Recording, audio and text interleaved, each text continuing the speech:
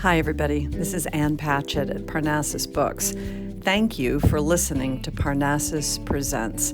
Your support allows us to keep bringing you fantastic events. So please consider purchasing a copy of tonight's featured book at the link below. We hope you enjoy the event, recorded live from the Parnassus stage.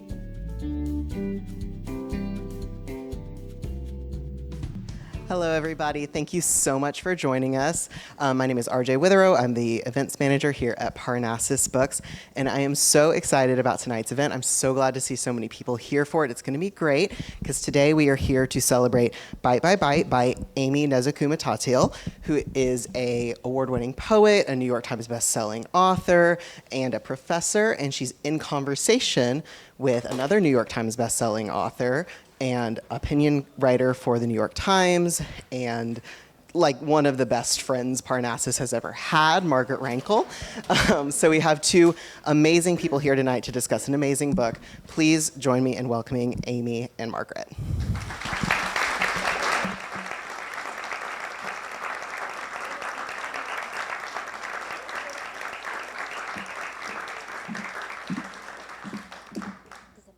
So I asked Aimee, hi everybody. I asked Aimee to start with a little bit of the reading. I miss the days when you went to a bookstore and a grown-up read to you, like story time after lunch or before recess. Anyway, Aimee's going to read just a couple of pages from the very, very beginning of the book to give you a taste. See what I did there? Of Bite by Bite. All right.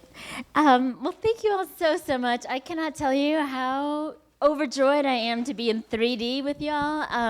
Parnassus was one I was mentioning to the good folks back in the back room. Parnassus was one of the few bookstores that kind of knew what they were doing during the pandemic. And I remember, I can remember an early email in about April of 2020. The subject heading is, what is Zoom?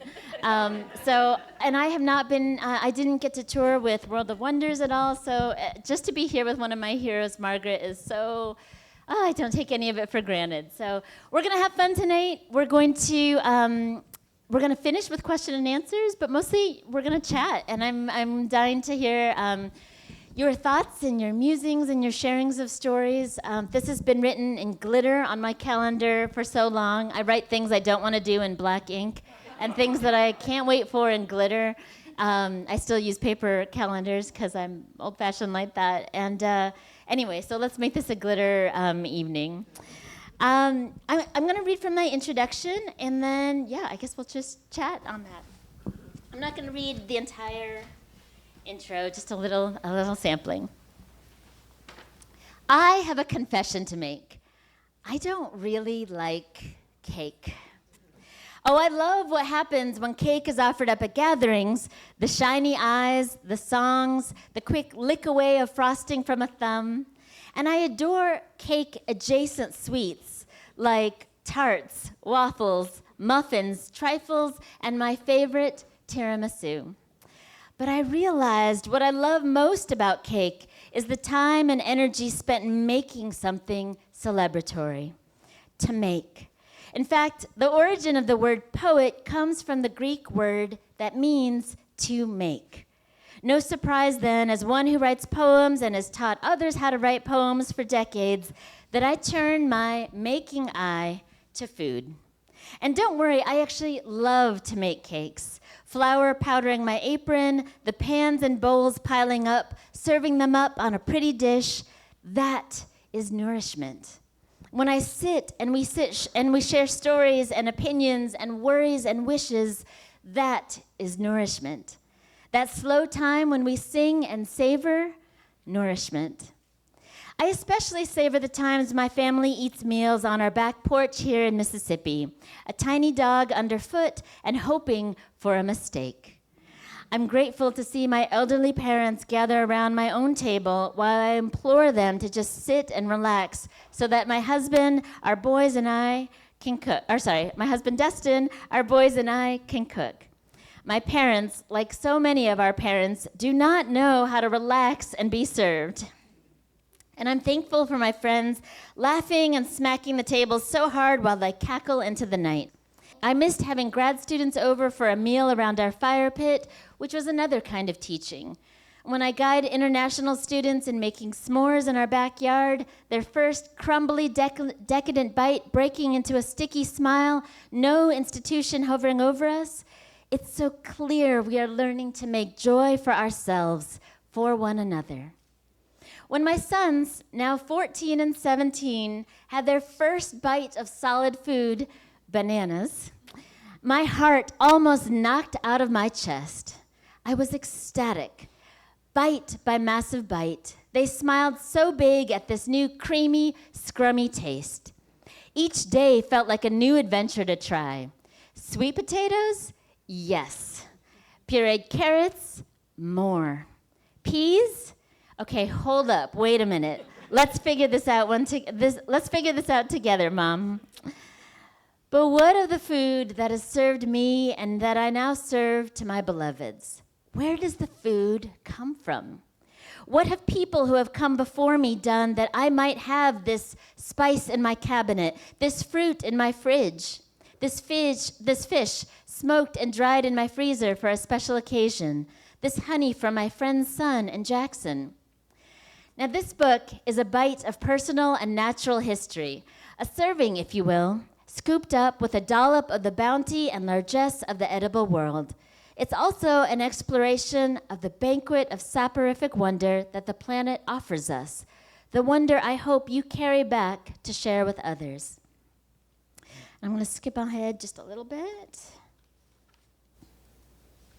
In these pages, I hope you can also see I'm not fond of sugarcoating the past.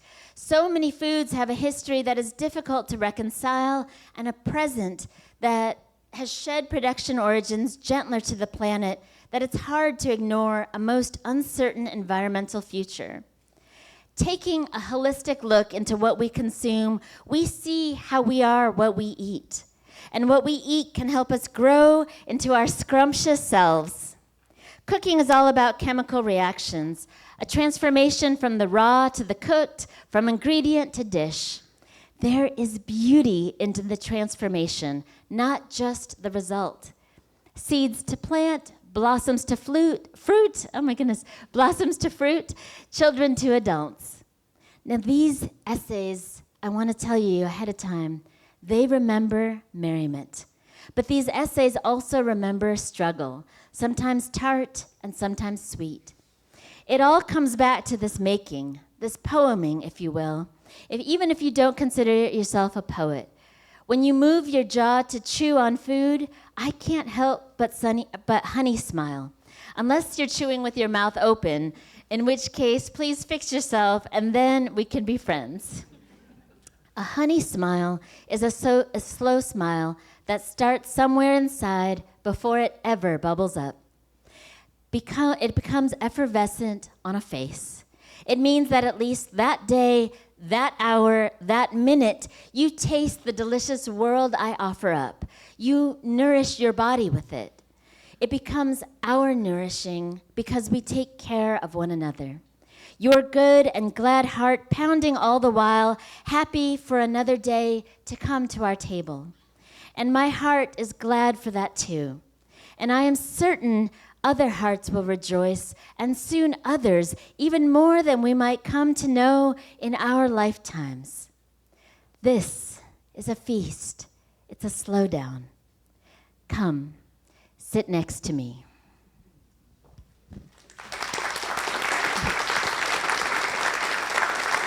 Thank you. I'm pretty sure you all know that Aimee's book right before this one is called World of Wonders. It just came out in paperback. If you need a dozen for a book club, the store here will hook you up. But I know from reading Aimee's work before she was publishing essays in book form that you were always in one way or another writing about wonder, and in one way or another writing about nourishment. Yeah. Can you, is it possible to draw a direct through line? I mean, visually, these books are very similar. We're going to talk about the art in a little while, but what relationship do you see between wonder and nourishment? Oh my goodness. See, this is why I'm with Margaret here. She brings the We're going questions. to go right to the heart of this thing. I know. None of this, like, what music do you like to listen to, you know. Oh, I love that question, Margaret. It's so beautiful, and I just would expect nothing less from you. The through line between wonder and nourishment, I think, comes from the common connection they have is love. It was important for me for World of Wonders to start and end that book in Mississippi.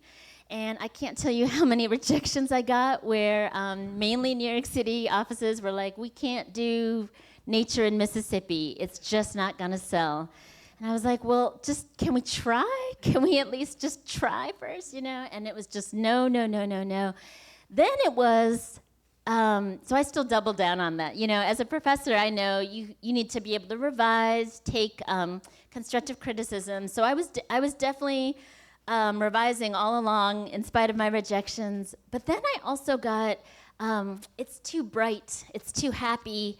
Where's the darkness? Where's the trauma? That's a definite thing. And I won't name the publisher who asked me that because I'm classy. Where is the trauma? I know.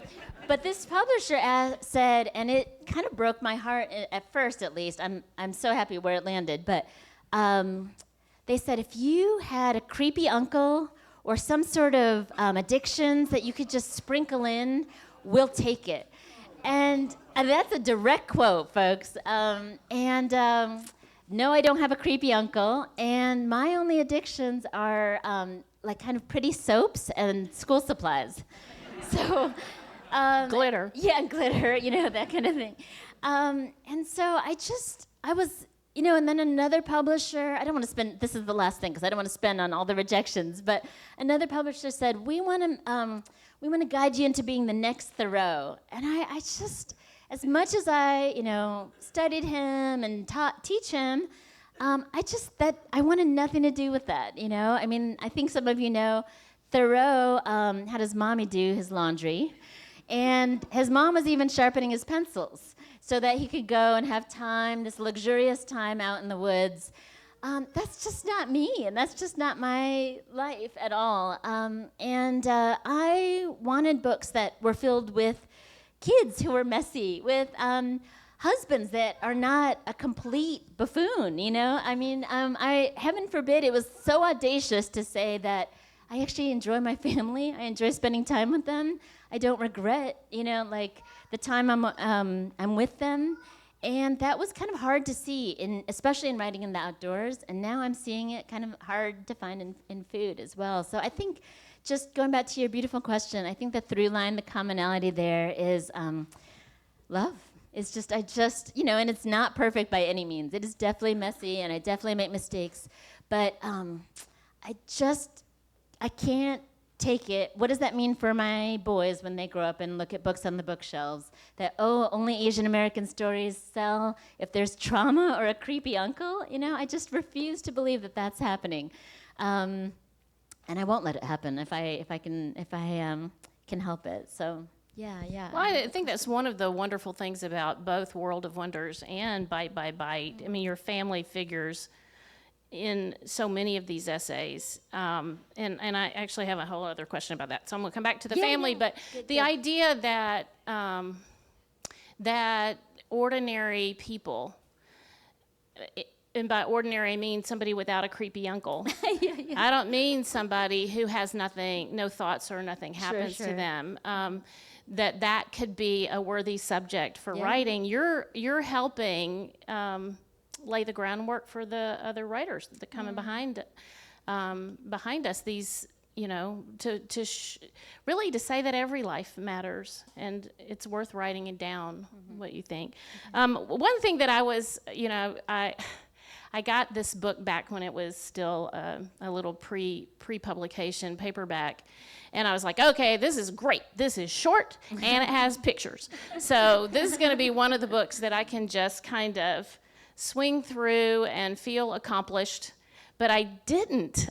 The essays are short, the book is short, but I found myself just slowing down and reading one essay at a time, one paragraph at a time, one sentence at a time. It was almost like I was going to have a test on it, and I wanted to learn everything that was in it, but also I wanted to memorize it the way I would if it was a poem. And I wonder that short format, is that deliberate? Well, it's deliberate only in that, to all the prose writers in the room, I just bow down to you. I mean, Margaret said I'm a poet, first and foremost, so anything over 3 pages makes me feel like I've run a 5K. Like I'm actually sweaty at my desk. It is so, my heart starts palpitating, like this is too much, I'm not being concise enough. So anything over 3 pages, know that it was paid dearly, like with just heart palpitations at the desk. So I'm saying it's a choice, but it's because I can't do much longer. I mean, it's just, without feeling like I'm spinning my wheels. I just love, there's something about the compressed essay. I love the compressed image, but I also love a long, messy sentence. And so I love, that's kind of, it started with World of Wonder, but I love just having the sentences unfurl like a fern frond, and I'm never gonna stop writing poems, but that was all I can do. I kind of just, each one of the chapters on here, and there's chapters like cinnamon or gyro sandwiches or butter, each one of those can be a book, and some of those are books, that kind of thing.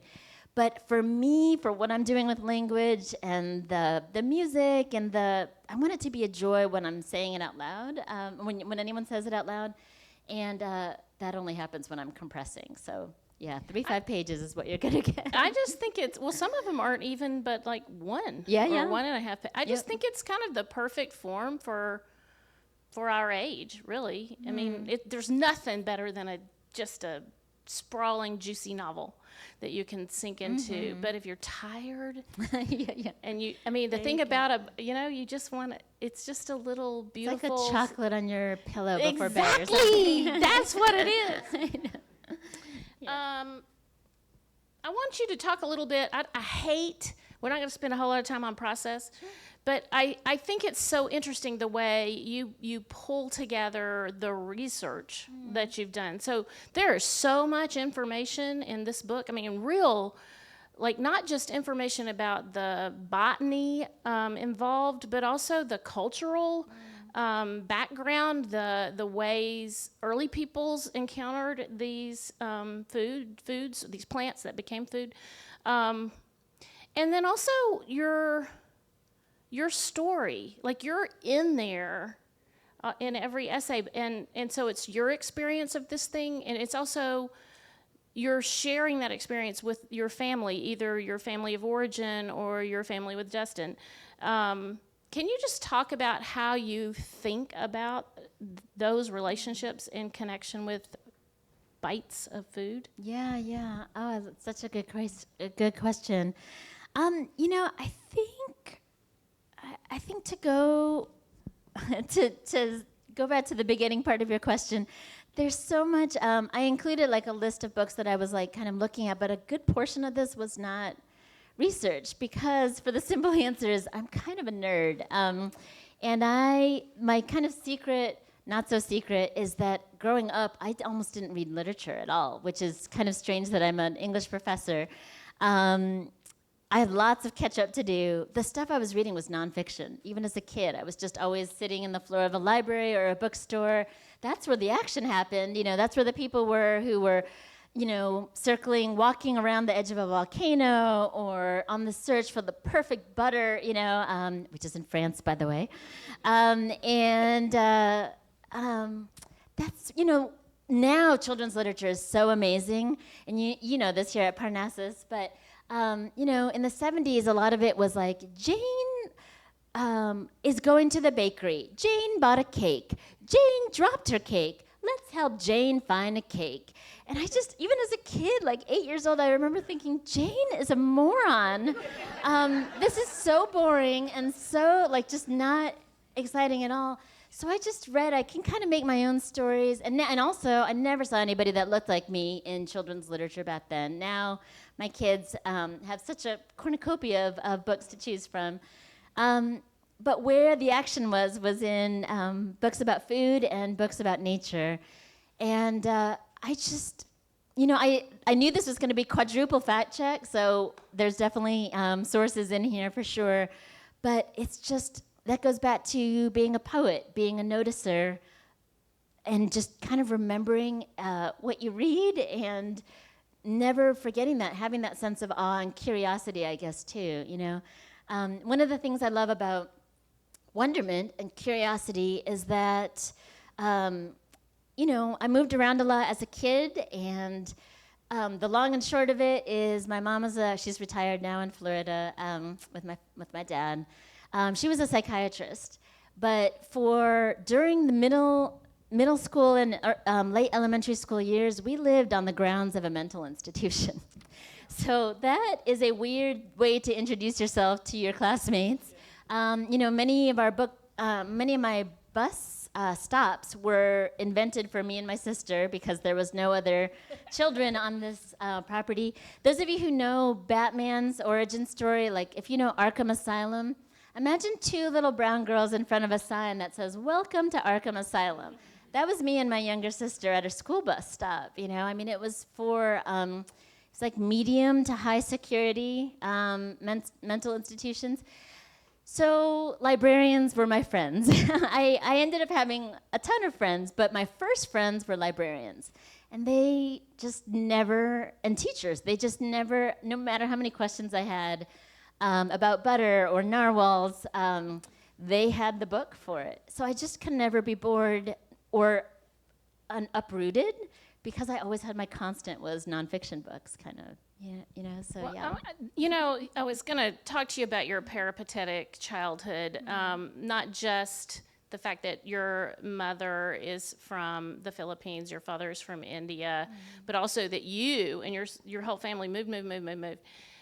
But you're raising two Mississippi boys. I know. And I wondered, have you been here long enough to think of yourself as a Southern writer? It's interesting. I heard, I don't know if this is right, that you need to be 10 years before you can do that. I don't know if that's exactly right. This is now 7.5, so we'll see. But I definitely get grouped now within Southern writers, or, like Southern writers to watch, or, things like that.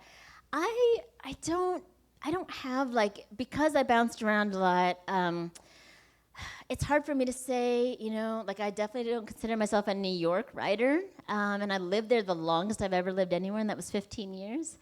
So I just, it's more genre, and even then it's so fluid, I love crossing between poets and nonfiction in particular. What I do find myself adhering to is when people, and this didn't happen even maybe 5 years ago, when people talk down about the South, that's when I perk up. And before I would just stay neutral. And now I'm like, hey, there's amazing people like Margaret Renkl in the South, and people who are fighting for the kind of world I want to live in, and the kind of South that I want to live in, and things like that. So yes and no. I feel like I align myself with the South in that way, that I like to kind of stand up for it. But why did you tell all those editors in New York, though, that you wanted to begin and end World of Wonders in Mississippi? That was for my boys, and to say that because their childhoods were going to be outside in Mississippi, and I thought it was crazy that I couldn't find anybody that was remotely brown in Mississippi, Asian American, I should say, in Mississippi, who was outside, that kind of thing. And I know that there's people out there. I know that there's books out there, but they weren't being published at the time. And so, yeah, I absolutely fought. And there was one press who said, not only yes, unequivocally, but don't change a thing, that kind of thing. And that was Milkweed. So I'll always be indebted to them. And they're a Minneapolis press, But they saw how important it was to just have a variety of stories. And I didn't want it to be weird to be growing up half white, half Asian in Mississippi and not seeing themselves anywhere. So I put them in the book that I kind of wanted. Yeah. I was interested in I remember when World of Wonders came out, there was an interview. I'm trying to think where it was. Was it in Lit Hub or Poets and Writers with Ross Gay? Poets and Writers. And he said, we all know who Ross Gay is, right? He's The Book of Delights, The Book of More Delights are his last two books. not last two of his last three books, that you were the writer who taught him to give in to wonder and delight. And you taught him how to convey that feeling in language. And I'm interested in that because both of you have this incredible ability to balance that delight, that joy, that wonder, that curiosity with an absolute inability to avert your eyes from the stuff that is absolutely not delightful, that's horrific, that's painful, that a lot of people would prefer not to look at. How do you find that balance? That's so good. Well, first of all, Ross is so generous to say that. I mean, it's kind of almost ridiculous. So my first thing is just I can't, like, it freaks me out to hear him say that. I forgot that he mentioned that in Poets and Writers. I think it was an insistence on just being our fullest, truest selves. You know, the moment that he's mentioning is when we decided to write kind of these letters that included kind of these poem reports from our respective gardens. His was in Indiana, mine was in Western New York. And it was kind of just, again, just reportage on what's going on first at the garden, and then secondly in our families. I mean, on my end, that was the first time I ever even could put into words the beginning fears of losing one of my parents. I'd never been able to do that before, in writing anyway. And I think it was just this moment of you can't see delight or wonder, and I'm only speaking for myself here. I don't want to speak for Ross, but I can't see wonderment, I can't see curiosity and joy and pointing towards the light without also knowing behind me is darkness. Or, for example, and the best way I can describe that is there's a sweet little Christmas tradition that my family has. We have, my parents are from tropical countries. We have sugar cane on Christmas Eve after, our evening Methodist service, candlelit service. We go home and have a snack on sugar cane before everyone goes to bed. And we get our sugar cane from Memphis. And it's just a sweet, great thing that we've been doing this our whole lives. But I also can't talk to anybody about this without also mentioning how we got sugarcane in the country and how much of sugarcane production was a global disaster and harm, for that. So my family has sugarcane, but it's I can't ignore how the origins of it as well. It doesn't mean we need to dwell in it, but I think it's also weird when we don't acknowledge the whole parts of ourselves, the whole parts of a situation, I love Mississippi so much with all my heart, and it also breaks my heart as recently as this past Thursday breaks my heart, I think everybody in this room knows exactly how that feels. That was kind of my first foray with I travel around the world. When people ask, how do you live in Mississippi? I'm so proud to say I see more Confederate flags in Buffalo, New York, where I used to live, than I ever do in Oxford. I mean, in Greece, in Switzerland, in Venice, I am defending and saying how much I love how green and how much you can grow in Mississippi. And it broke my heart on Thursday when I saw just the ugliest parts of the state, And then the weekend was some of the most beautiful parts. We had a beautiful Pride Parade, and it was like night and day different, but yeah, it's when I talk about how gorgeous and beautiful Mississippi is, I also acknowledge that it's, of course, a complicated past. Of course, it's complicated present, But the difference is that I choose to, keep going for the light, I'm hoping that eventually all that ugliness will just be died off, or just people will just be so embarrassed to have such small minds, but we'll see. Not so far that you would see, anyway. There's a wonderful essay about sugarcane in this book, Bite by Bite. And I love that description of your father finding a better stalk of sugarcane than the one you chose. You're coming at this question, though, from I don't want to put words in your mouth, but you're talking about moving forward into the light and knowing the darkness is behind you.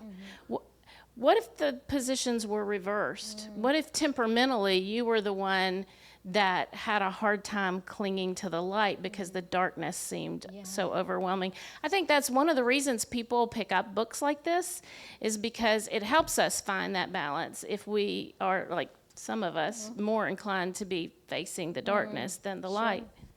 You know, actually, this was a lesson I learned from one of my first friends in Mississippi. I don't know if it's a Southern saying, but I just love the saying so much. You catch more flies with honey.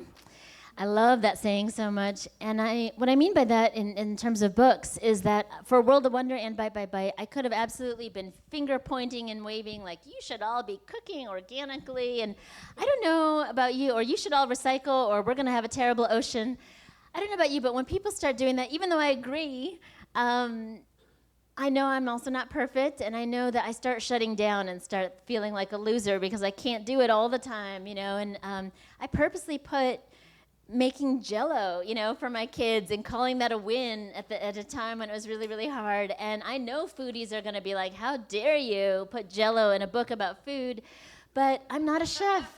And I'm not a chef. I'm not a scientist for World of Wonder. And I just found that when it's the hardest for me to keep going, I just know that I bring others to my side when I talk about what I love, and to not be holier than thou in any way, shape, or form. But people kind of tend to come along when I point out all the things that are good in this world, rather than look at all the things we should be afraid of and look at how we should keep to our side of the street or whatever, you know, things like that. So I don't, you know, some days are definitely harder than others, but you catch more flies with honey. I want this to be a book that celebrates, like, look at how much we missed, for how much I missed from the pandemic, when we couldn't gather around tables, when we couldn't gather around, you know, booths in restaurants and share stories and things like that. And no shade at all to people who do takeout, like me, on definitely weeks that I'm just grading like crazy. My husband's also a professor. He's grading like crazy. It's going to be takeout, and that's okay. And our boys they're so thrilled when they get that, you know.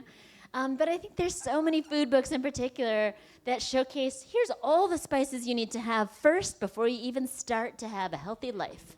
And there's a whole lot of political content in food. Yeah, for sure. Yeah, but you dodge most of it. And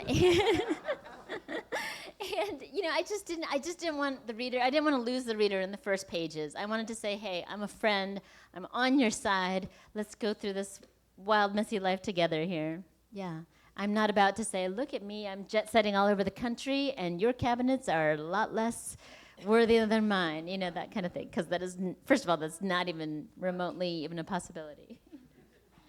You know, one thing that that did strike me as a difference between World of Wonder and Bite by Bite is that I feel like most people I know are primed to be told about wonder.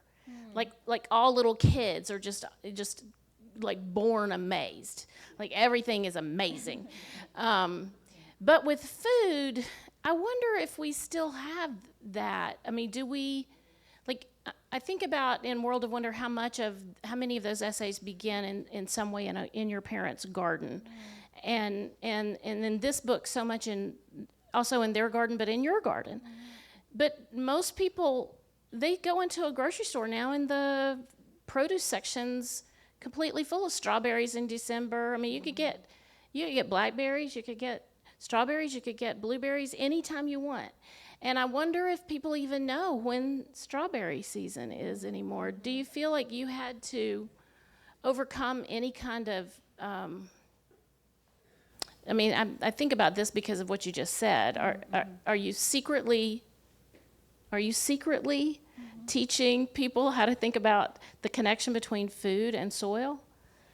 I mean, it's definitely there. I mean, I think there's other books that do a more overt job and kind of more complete job at that as well. I think I'm so hesitant to say like this is what I want to teach you all, you know, but more of just a kind of a remembrance of. I I think we're hungry to share. It's so hard for me to not use. It's very hard not to use the metaphors. Food metaphors Yeah. here. I think humans are hungry to share stories, and I think humans, like our body, it's a physical thing. And I'm not a psychologist, so any psychologist can definitely chime in. But it's what helps us feel human and connected to each other, is sharing of stories. For this book, it happens to be centered around food. And what I mean by that is that even when our body is like saying, enough, I can't, I need to rest, I need to sleep, our minds still make stories for us. I mean, we're dreaming still. So I think it's a physical thing that we love making stories. We love remembering things. We love maybe some of it might be prescient for the future. But it's so connected in our body, and when we're not telling each other stories, when we're not sharing, oh, this is the pie that my grandmother made when I was little, or this is how my grandpa took me fishing, it's so easy to feel connected, and we have nothing in common with each other, So this is just my offering of, here's 40, because these are not my favorite. This is just 40 anecdotes from my life or observations that all center around food. But did you know that people used to actually think there were giant birds who made nests that could fit like 7, 8 people in them, and the twigs of their nest were cinnamon. Like people actually like thought that was Cinnamon legit. birds, Yeah, sign me up. And who's to say that it's not true? I mean, I kind of just love that magic and mystery. But whatever it is, as I love that they were unashamed to tell each other stories about food and where they got this food. And hey, I used to make vanilla with my son, and I don't do it so much anymore. But that helped me remember, like, oh my gosh, the way we got vanilla. I don't know if you all know this in the audience. There was a young enslaved boy who actually like learned how to pollinate vanilla orchids. And in one of the rare instances in history, his enslaver actually gave him credit. In his will, he made sure to say that, and even his buddies were so pissed because they wanted to take credit. His scientist buddies, who were white, wanted to take credit, and he's like, absolutely not. Those men are delusional. It is my he said his gardener, Albius, who is the one who discovered how to pollinate vanilla orchids. And so, I mean, I just love that that's where we get the origins of the jars that are in my, in our cabinets now, that kind of thing, or the beans that maybe some of us more advanced cooks have in our garden, in our cabinets.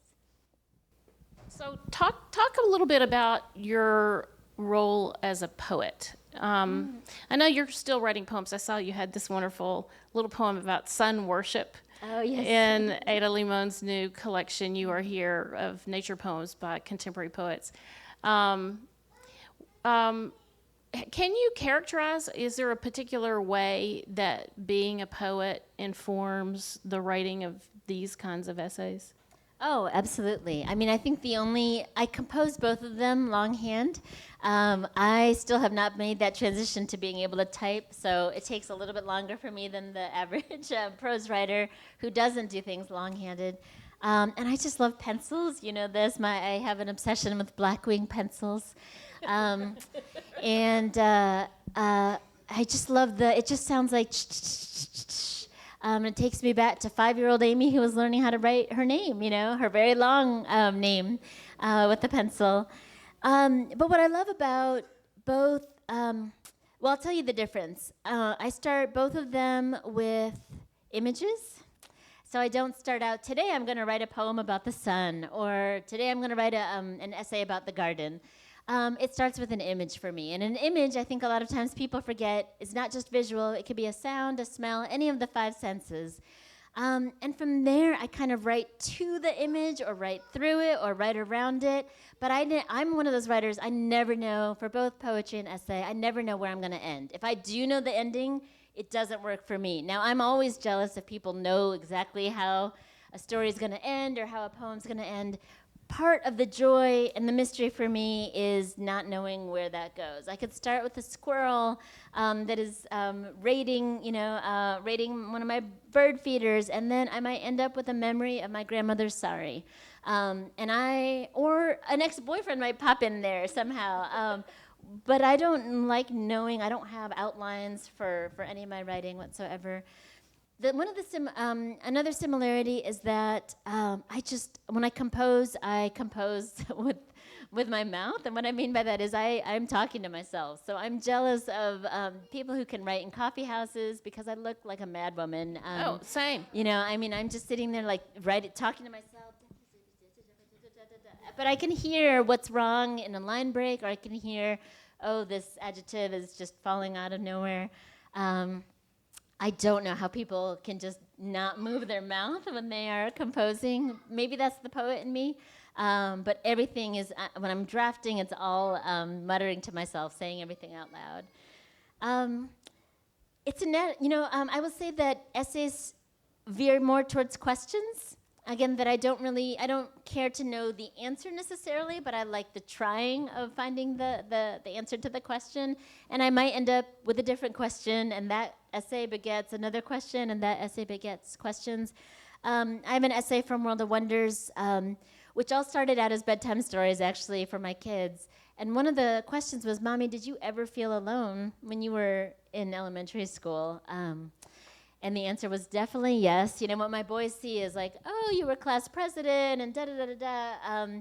But there were some lonesome years. And, it started off with, yes, I was alone, but I didn't want to end with that kind of sadness or that image. So I would say, but don't forget narwhals. They always stick together. They're the pod of narwhals. Even if one feels lost or moves a little bit out of the way from their route, they'll circle back and they'll come find you, that kind of thing. And that became World of Wonder. With these, it was kind of asking my friends, asking my family, what do you miss about food in particular? I think really I only ended up using maybe two of those. The rest were kind of, they spurred me to have my own questions, but it was definitely a collaborative effort for sure on both books of just, I never want to be alone when I'm composing entirely. Even though I am physically alone when I'm composing, I like having the voices of people who've come before me and people who will be coming after me, in my head as well. Can you talk a little bit about, I'm worried about time, I want to make sure we get a chance for you to talk about the art. Sure. Because every essay in this book has a companion work of art, and it's the same artist who, there wasn't I meant to go back and double check this, but there wasn't a piece of art for every essay in World of Wonders. No, it was just a fewer number. But why was that important to you? Why was it important to you to have full color art go along with your words? Yeah, I love that. The answer is that was kind of an homage to the, and maybe people here will find it funny, but those books that I was reading in the 70s were from the 50s and 60s, and they had like, I guess what's called spot color treatment, like one color, for that, and that was enough to send, 8-year-old Aimee into a frenzy for looking at more things about volcanoes or rocks or the hunt for the giant squid. Or look at this recipe later on as I got into high school. Then there became, these beautiful color digital photographs. I just had no interest in the digital photograph because it seemed too perfect, too hard to reproduce. What I love about, and the artist's name is Fumi Nakamura. It was also important for me to have an Asian American illustrator in this. Starting with World of Wonders, I just didn't see names like Nezhukumatathil, Nakamura on the bookshelves of nature writing ever. And so I was so pleased when she when she agreed to come with me for food. This one I had full color because I just wanted you to be hungry, honestly. And I still, old-fashioned, I wanted to stay away from the digital photograph. I wanted you to be hungry. Some of these feel like they're moving. There's one of my favorite Filipino desserts, halo halo. It just looks like things are falling from the sky and into an ice cream dish. I love illustrations so much. And to me, they almost like beget more curiosity in ways that digital photographs don't leave anything to the imagination. I'm hoping that even if you know everything there is to know about apples, the picture of this apple will make you want to, read more about it. Or tomatoes, the number one thing, literally the number one thing people plant in their vegetable gardens. I'm hoping, I won't give it away, but Fumi uses all the different shades of a tomato ripening in her illustration. My hope is that you see it anew, even the things you are super familiar with. My hope is, and illustrations do that for me. They invite you to be interactive. I feel like digital photographs are just like, here it is. It's the visual equivalent of like talking at you, rather than like inviting you in, I think. I don't know, I'm maybe sorry for those who are photographers here, but at least within the books, I just love that kind of the invitation in with illustrations. Yeah. Well, thank you, Aimee. Yeah. We want to leave a little room for y'all to ask questions too. I'm sure you have some. I hope you have some. I'm begging you to have some. But we're both teachers up here, so we can fill it up, as well. And as I tell my own students, no question is too big or too small. Aimee, how did you pick the nourishments and jamborees? Oh, that's such a good question. Yeah, there's 41, right? And so it's impossible. If I were to write my list of 41 foods and spices and fruits, I mean, that's just impossible. It would change daily or hourly even. So these were the ones that I didn't start with the food product, the food item. First, I started with 40 anecdotes first. So, and I wanted to encompass everything. I wanted this to be an ode. I kind of was sick with the books of I was nothing until my husband rescued me, or I was nothing until I got a divorce, or I wanted that to be kind of just, and those are amazing books, but I included here an ode to being single.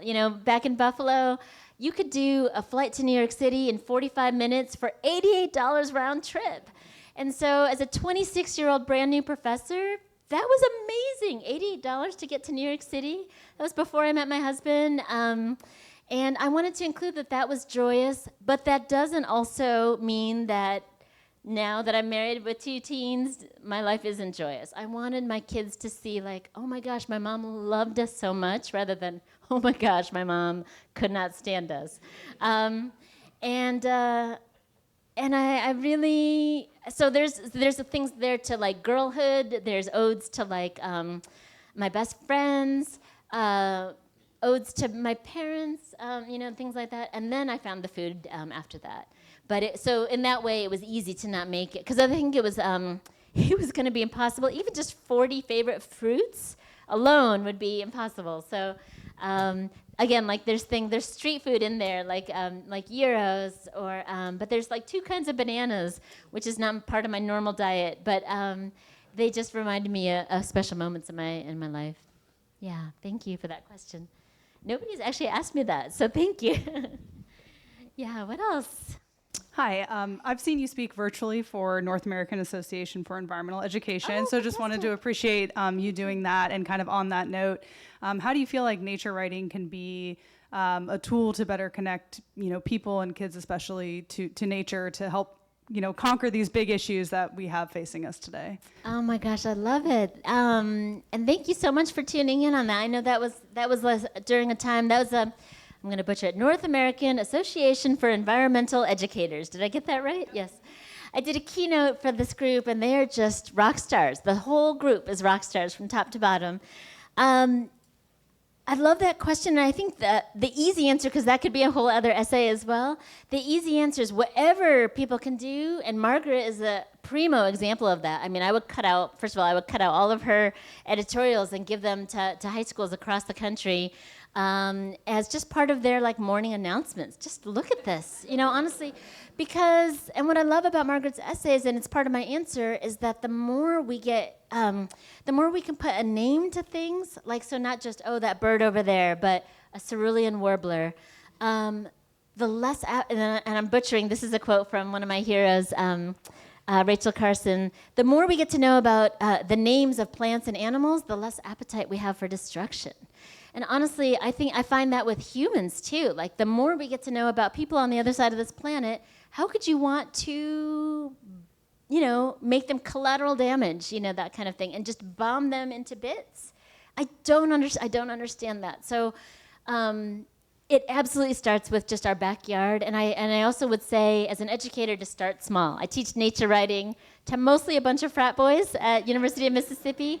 But one of my favorite things is, don't you laugh, because I will say at the end, one of my favorite things is I can make them cry instantly. And I have to turn to the blackboard because I'm either almost crying myself or trying not to crack up at how, and I only say that because often at the beginning, first day, it's like, Professor, I'm just here I just need to graduate. I hate nature.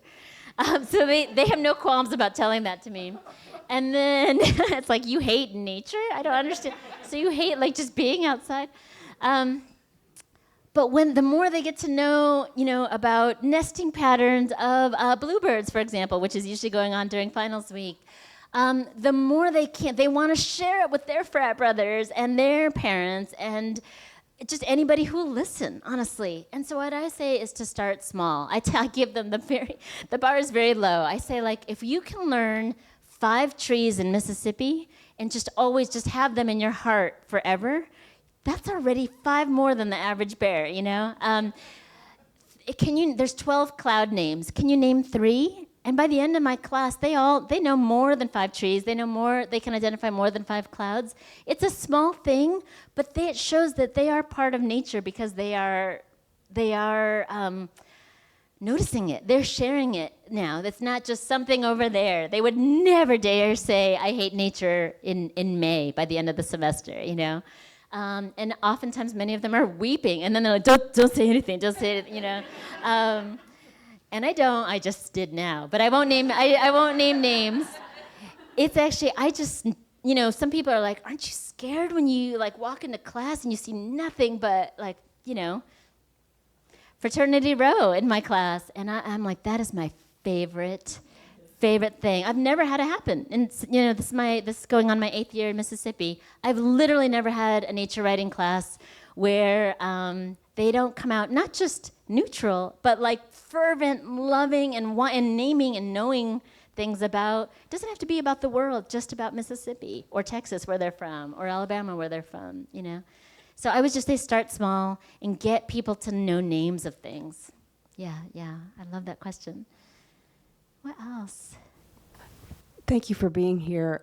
It's really wonderful to hear you read and answer all these questions. And I have a question I've been asking writers when they come to town, which is, you travel around the country and you meet people from all over. And I'm wondering what you're seeing that we have in common. And part of the reason I ask that is because so much of what we think about and see in the news these days is about what we have not in common and what we're disagreeing about. And I'm interested in what you see are the threads that connect us in terms of our love for nature and place and food and all that. Oh, I love that question so much. Oh my goodness. There's so much actually. I'm only thinking because I want to choose my words carefully. You'll be happy to know there's lots to choose from to answer your question. But what I'm seeing, and I just spoke to almost 2,000 people in Portland, and then I spoke to 100 kindergartners in Minneapolis. So it was like a whiplash, So that when I talk about who my audiences are, there's not one type of audience. It's very different. I think it goes back to people are hungry to share stories. And when we don't provide, and they're also hungry to share what they love. And when we don't, actually I'll mention when I'm on sabbatical this semester, but when I'm teaching graduate students in particular, and I say, what did you love about yesterday? Some of them start crying. You're gonna think that people do nothing but cry in my classes, but that's not the case, I promise. Some of them start crying because they said people haven't asked them that in a long time, or they haven't, they'll ask that with their friends, but they don't get to share it, kind of in any kind of way. The other thing I would say is people are lonesome, like across. So not only are they hungry to tell stories, but there is a lonesomeness that I'm seeing even before the pandemic. I can't tell you, one of the number one things that I see in signing lines or people telling me is like, I wish that I was a poet, or I used to be a poet, or I used to be creative, or I wish I was a writer, or I used to write, or my father wrote, or it's all these things that they didn't choose expressing themselves in some way, shape, or form, be it art or music or something. And combined with that, they're saying, do you have resources, do you have like an exercise, a writing exercise that helps me feel less alone? And that was increased, that was dialed up during the pandemic and dialed up post-pandemic. And I realize we're still in the pandemic. But that was maybe in the last 10 years, an increase in loneliness. But I also want to maybe state the obvious, maybe it's not so obvious. There's a direct correlation between loneliness and our cell phones. And I can't help, and I love social media. I'm not anti-screen by any means, but I can't help but think that that's not an accident. The advent of the cell phone is directly proportional to people feeling alone, and instead of connecting us, which many of times it does, for sure, there's something weird that it's doing to our brains or rewiring us where we can't daydream anymore, or we're forgetting how to daydream. Students across the globe are forgetting what it's like to daydream and not think about, I need to find a job, or, how about let's daydream, let's look at what a ladybug does when it's like just airing out its armpits or its wings, And when people don't have a chance to daydream, I think they also feel lonesome. They don't have that kind of that magic in their mind for what could be possible or what could I do to make myself less lonesome. I mean, it's just the time to think without being spoon-fed. You're lonely? Here's 5 things you could buy from Amazon to help you, not. And while that's a quick fix, we all know it's not for sure. So I don't have exact answers, but I'll say the joy is that anyone from 5 to 105 are so eager to share stories. And what I would say is the quick fix to that is get yourself a notebook and a pencil, or help someone if you can't write. Help someone just dictate their stories. It's just so amazing that we have 26 letters in the alphabet. And look at what you could do with 26 letters in the alphabet.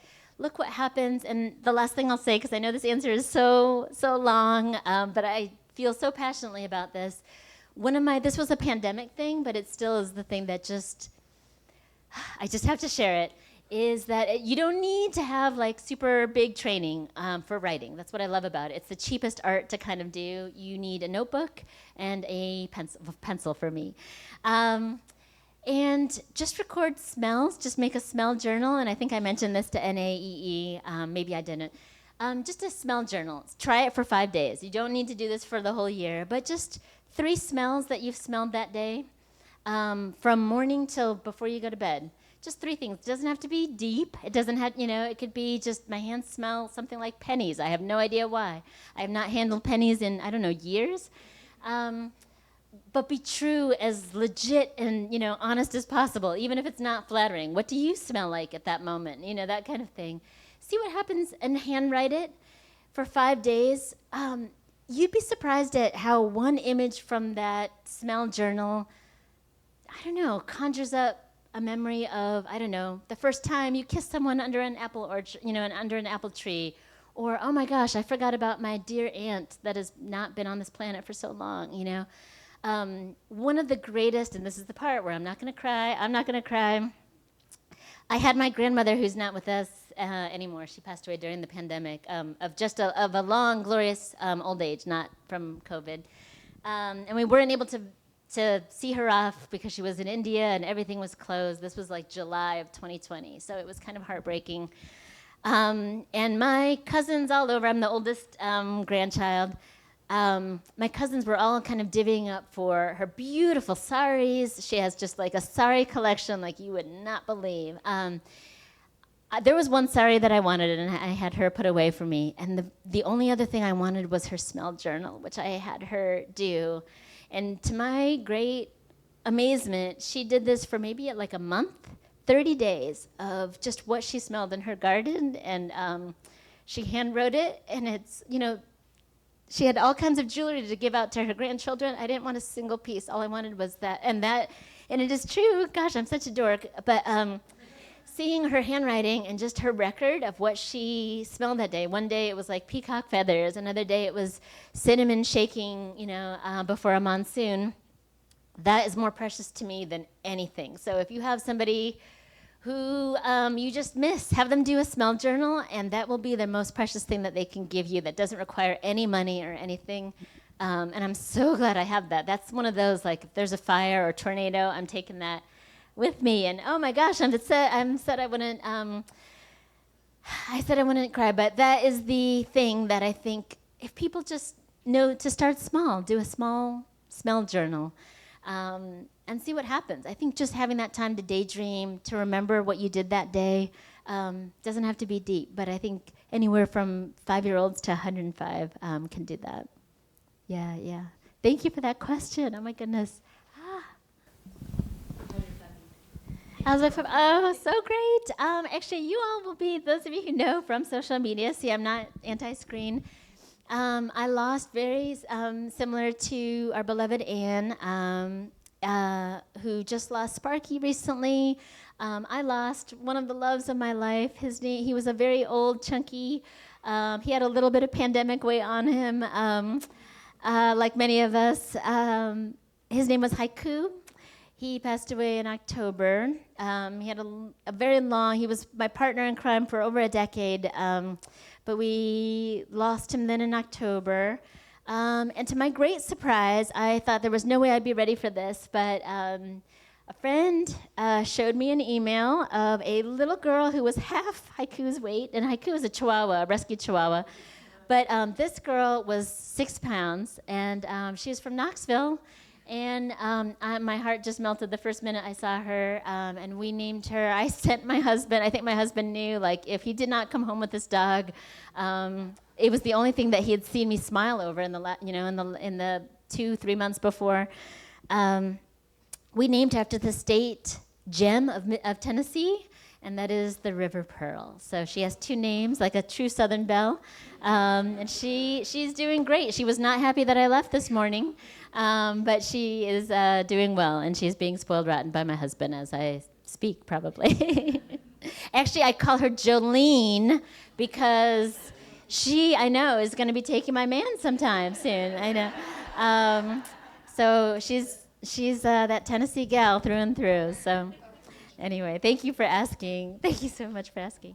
Oh, yeah, great. Hi. Thank you so much. I'm a nature teacher to preschoolers and a poet, and I was just interested, you mentioned a lot of long form writing and the smell, and I thought of Diane Ackerman and also yes. Wendell Berry. Yes. And I'm my heroes. Okay, that I kind of just wondered and wanted to validate that they were influencing your experiences or your writing, and kind of that when you were talking about getting the frat row to write about a small space that they know, and I just thought a lot of mindfulness and all those Kentucky writers that really inspired people from all the Southern writers so many years ago to begin being mindful about our small, big, beautiful spaces here that really, and you do a lot of that too, Ms. Renkl, that really kind of fuel us with nature and how much time we spend there. And I guess my question was just, did you know them? But I guess you already did. That's pretty obvious. Thank you. No, I love it. I guess actually one, quick response, and you probably know the answer to this too. This goes back to the question of what did you notice around the country. This sounds creepy, but bear with me. April in particular, I visit elementary schools for National Poetry Month. There is a lack of skinned knees in the last, 5 years. And what I mean by that, not that I'm staring at kids' knees, but and I know this going back to my own undergrad students at the University of Mississippi. When we do nature writing, there's a tree in particular that we all climb on campus. Again, I'm not naming names because I don't want to embarrass them, but there's something wrong when 5'4" Aimee needs to teach some boys on frat row how to climb a tree because they don't know how. they have not had a childhood, and this is just in the last 5 years. They're teen in their elementary school. They're not falling out of trees the way I did, and the way, you pick yourself up and you learn how to do that. But as soon as it was shorts weather, it was always like Band-Aids or, scabs and stuff like that. So there is a lack of scabs, scabbed over knees that I'm seeing across the country. So whatever you could do to preschoolers to get them to figure out how to climb and fall off bikes and stuff like that, the better. Thanks so much for these wonderful questions and for your attention. Yes. And I'm going to hand it over to RJ. Thank you both again so much for a wonderful conversation. Let's give them a round of applause. Thank you so much.